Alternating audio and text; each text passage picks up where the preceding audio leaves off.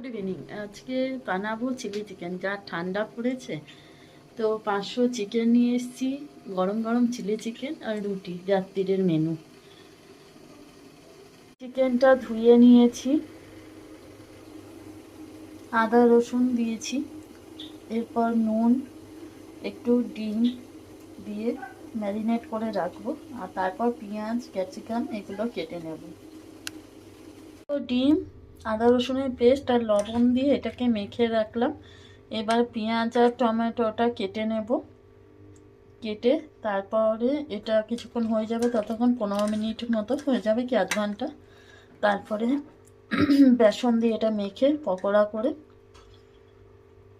পেঁয়াজ টমেটো আর capsicum cube করে কেটে নিয়েছি।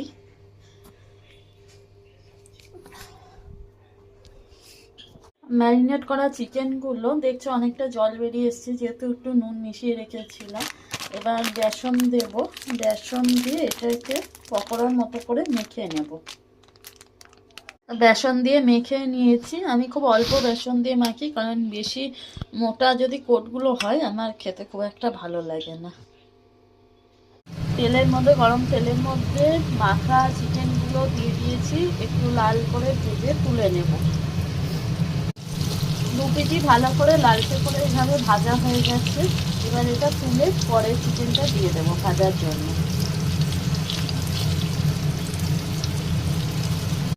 সব চিকেনগুলো ভাজা হয়ে গেছে।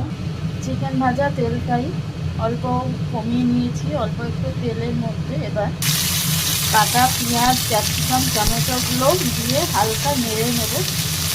একটু নরম হলে ওতে পেঁয়াজ এগুলো নরম হয়ে আসলে আদা রসুন বাটাটা দেবো।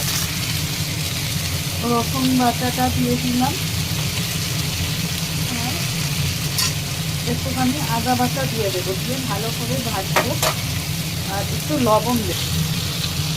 গ্যাসটা মিডিয়াম করে দিয়েছি, আর হালকা একটু ফুটলে নামিয়ে নেব। আমি আমার একটা ভুল শেয়ার করি। কর্নফ্লাওয়ার যে জলে গুলে না দিয়ে ডাইরেক্ট গরম জলে দিলে যে ওরকম ডেলা পেকে যায়, আমি জানতাম না।